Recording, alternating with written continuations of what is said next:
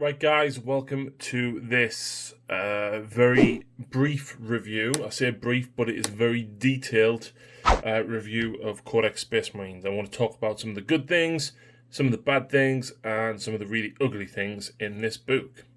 Of course, a massive thank you to Games Workshop for sending this out to us to preview it. And I had a chance to play with my Blood Angels and see some of this in action.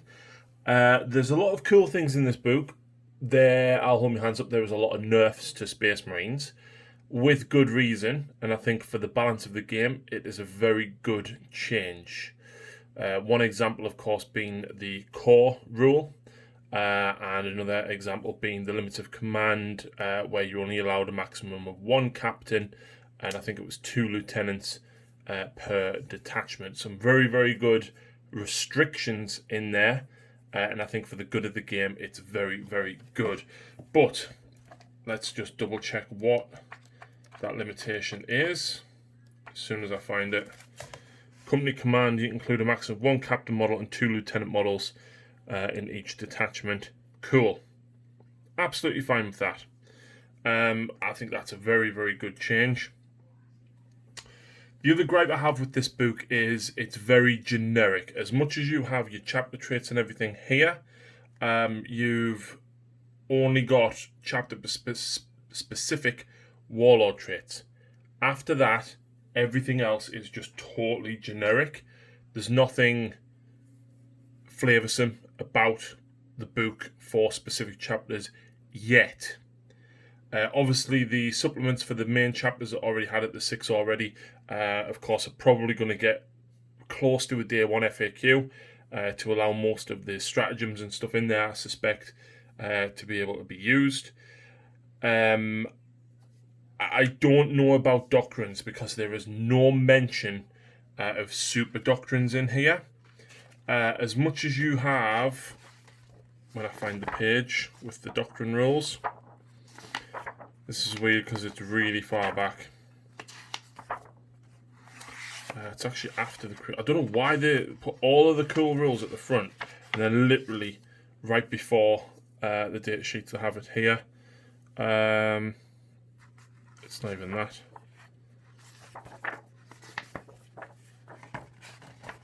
There we go. That one page. Whilst it does have combat doctrines here, and it does obviously... It does write them out as Devastator Doctrine first battle round, Tactical second, third you can be Tactical or Assault, and fourth or onwards is Assault. Nothing's changed in relation to what weapons are affected, but there is no super doctrines at all mentioned there, which implies that there might not be a thing going forward. It'll be a shame, but they are very, very powerful. A good thing about this book is almost the layout in comparison to the previous Space Marine book. Of course, you've got your chapter tactics and everything here at the front. You then successor chapter tactics. You've got your chapter command, which is again a very good change that was previewed on the community page. You pay points now to upgrade each of the guys, to the top of their command tree, and it gives you access to the relic and warlord trait for that specific thing. So chapter master, master of sanctity, master of the forge, etc. Good change, like it. Stratagems, very bland. There's not a lot. They're very basic. The stratagems are a big letdown, but they're nowhere near as powerful as what they were. And that, I think, in itself is quite good. They're basically now small buffs as opposed to I'm spending a command point every single phase on that stratagem. For the good of the game, I think that is a very good change. For flavour, I think not, because there's not a lot in here that really draws me attention other than, as a Blood Angel player, Hammer of Wrath, and the suppression fire for the whirlwind. That's as a Blood Angel player. Nothing else I'm too fussed about. Your warlord traits, again, we've got the generic ones, and then you've got the chapter specific ones. they're cool, but again, this loses the flavour of what the Space Marine book is. Hopefully, they'll FAQ all of the supplements to actually be active and change them over. It's not a bad thing, but if it lets these specific chapters have access to these ones, I'll be over the moon, because the Imperium Sword is just too good as a Blood Angel player to use that. Again, you've got your relics, and you'll notice there, so obviously we've got stratagems, we've got the upgrades for the command, we've got the warlord traits, we've got the relics, you've got psychic powers, all there in one place, as opposed to, dotted, some at the front, some at the back. It's all prior to the actual data sheets. You've got your litanies of battle, then you've got your Space Marine secondaries. I don't like the Crusade being stuck in here. Crusade should be separate. That's all I'll say on that. I don't like that of the layout. You've got all your deployment abilities listed here, so that it's not, filling up data sheets. It basically says they have that ability. Go and see it on that page. Fine. I think that's a really good change. You are limited by some of the stuff that you can take with each chapter. There's no mention of Blood Angels, but it does say that, for example, Dark Angels can't take Stern Guard and Veteran squads. Black Templars can't take Librarians, things like that. Space Wolves can't take any of the Assault Squad, Tactical Squad, things like that. That's because obviously they've got Grey Hunters, Blood Claws, things like that. So hopefully that'll be updated very, very soon for for Space Wolves. The actual data sheets, I think they've changed them to be much nicer. And what is written in their War Scroll and reference to the points at the back is basically that is how much it costs. You then pay, depending on what unit it is, depends on the points. So, for example, a Primaris Captain points-wise, where are we at? P, Primaris Captain. Primaris Captain, unit cost, 90 points. If he takes a Mastercrafted Power Sword, it's 5. If he takes a Power Fist, it's 10. If he's got a Relic Shield, it's 10. So you pay 90, and that's for any configuration. Cool. I like it. Interestingly enough, you can't take the Plasma Pistol now, I don't think. But either way, that's all the bolt rifles and everything are listed there. So you can take anything that's listed here, and it doesn't cost any more points unless it's listed here at the back. That is such a good change for list building.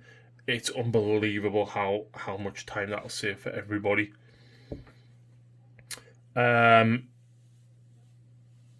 The other thing was the core keyword. Obviously, characters, for example, Rites of Battle affects core units within 6.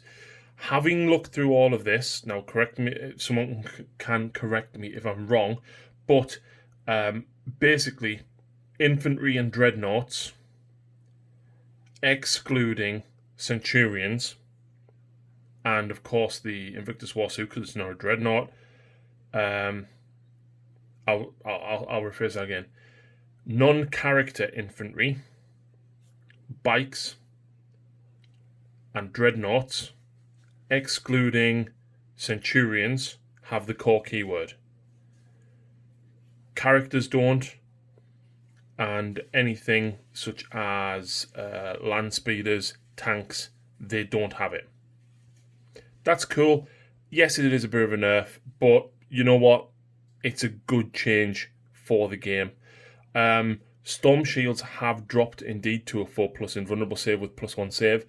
Again, I think for the good of the game, it's a nice change, because a 3-up invulnerable is a bit...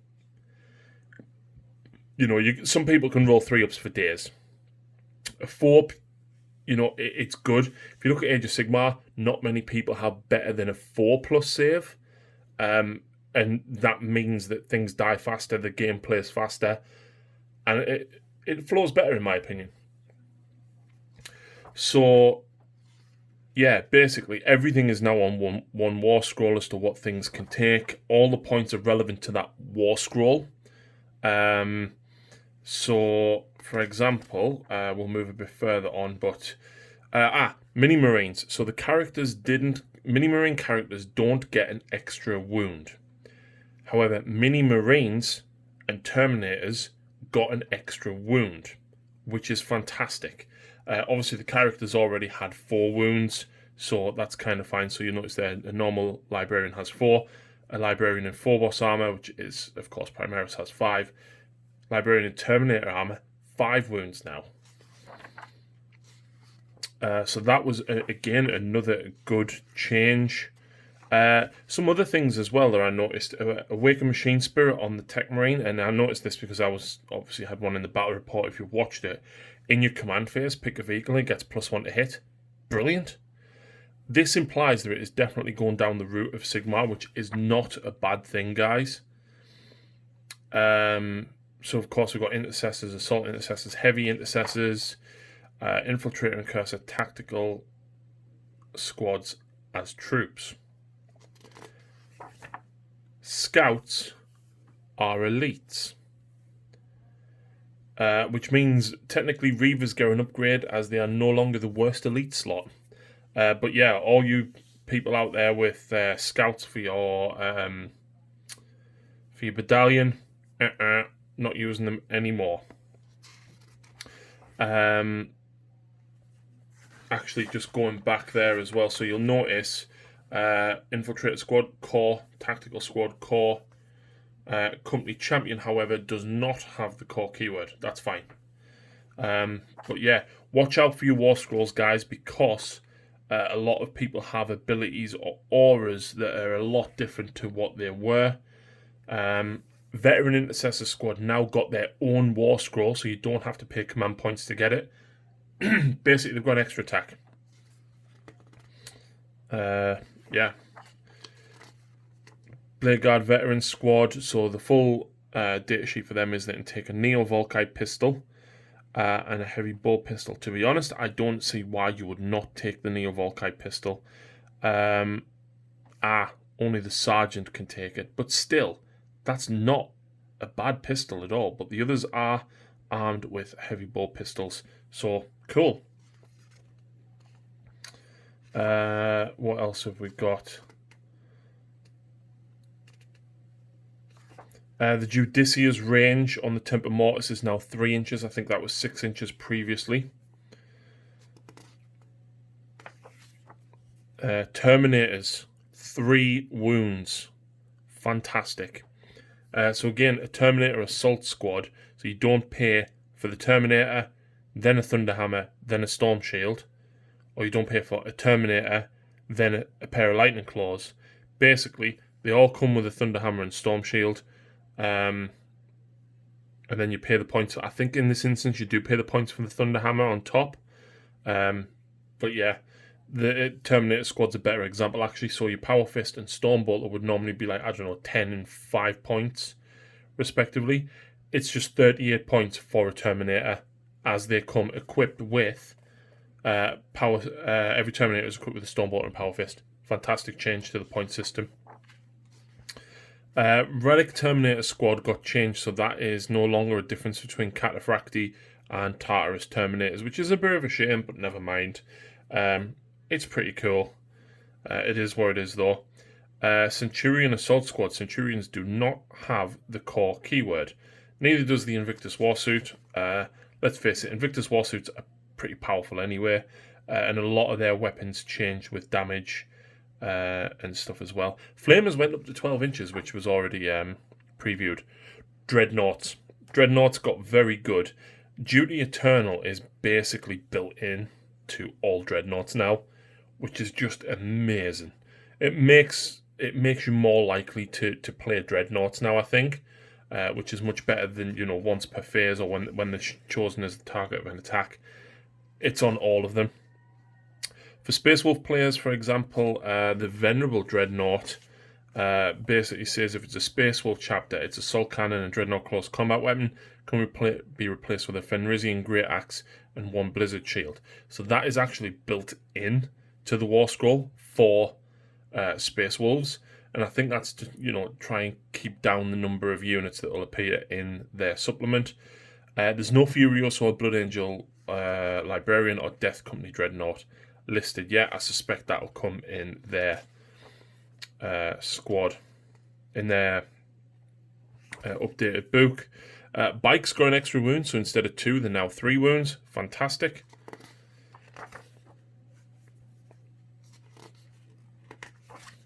The Storm Speeder Hail Strike and the Storm Speeder Thunder Strike and the Storm Speeder Hammer Strike.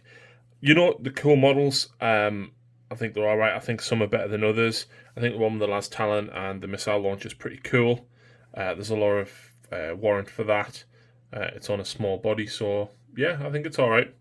Until we actually play these in game, I think it's going to be difficult to see how they would perform. They don't have the core keyword, so we'll have to see. Hellblaster Heavy Plasma Incinerators went up to damage 2 and damage 3. Eliminators are core. Eradicators are core. 1 in 3 models can take a heavy melter rifle or a multi-melter. I don't see why you would, because they're a heavy weapon then. Yeah, the damage is a little bit more, but I mean, you know, you want the maneuverability on them, don't you? Total Obliteration has changed. If it has not advanced this turn, so one enemy this unit can shoot twice this phase, but they can only make attacks at the enemy unit. Yeah, so that's a slight change in there. So yeah, the Thunderfire Cannon lost the core rule. Hunters, Stalkers, Predator Destructor and Predator Annihilator got split up, as they so should, based on the way that they're now doing the points. You've then got the 3 Gladiators. They look so cool, man. Absolutely cool. Yeah.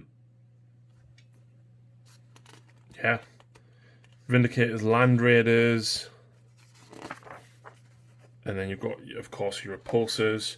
I know a lot of people are asking about weapon changes and stuff. Some of the good things that did change are... all the flamers, of course, went up to 12 inches. Melter changed on everything, so that if you're within half range, it's d6 plus 2 damage. I think minimum of 3 is better than rolling 2 dice and possibly getting, you know, double 1. I think that's cool. The Heavy Onslaught Gatling Cannon went to Strength 6, which was great. Melee weapons, when we get to them. So the change for the Power Sword, Power Axe, and Power Maul have all changed. So each one gives you +1, +2, or +3 strength. Obviously, the one that gives you the least strength, the Power Sword, gives you the best AP, and the others decline. Really good change. Power Fists are now flat 2 damage, which is, I think it's just so much more consistent. It's a really, really good change. I like it a lot. Points-wise, guys, there is so many points in here, it would be impossible to go over it, because, look at this, a tactical squad. If you give the Sergeant a Thunderhammer, that's 15 points. If you give a Company Veteran a Thunderhammer, that's 12 points. If you give a Company Ancient one, it's 20 points. If you give a Terminator Assault Squad one, where are we at? Terminator Assault Squad, it's 10 points. So there's 4 different costs for a Thunderhammer, but that's because it's depending upon the actual unit that you're buying the models for. A couple of honourable shout-outs though. The Tactical Squad, the Marines, 18 points a model. That's 2 points less than an Intercessor Squad. Bear in mind you're getting the same amount of wounds. The Bolters aren't as effective. You've got 1 less attack. But your Sergeant is more versatile, and you've got access to much different weapons in the form of heavy weapons, pistols, combi weapons, and special weapons, all in there. So you can hide, much like what people are doing with Intercessor Sergeants with Thunderhammers and leaving them in there so they can't be sniped. Yeah, there you go.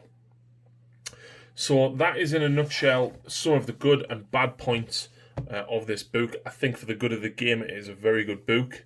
I think for people who really love their chapters, it's a little bland, but wait for the FAQs, guys. Hopefully this knocks Marines down a bit of a peg, but let's face it, Marines have got good units. they're still pretty powerful, and I still think you're going to see a lot of them out there, regardless of them being knocked down a little bit of a peg. Check your war scrolls, guys, when you're playing and you're reading this. Read every war scroll, I would say 2 or 3 times before you start playing a game. Do not assume you know what weapons do. So much has changed. The units have changed. Check your war scrolls, guys. And of course, check out the battle report and the other reviews on the channel. But in the meantime, thank you very much for watching, and we'll see you again very soon.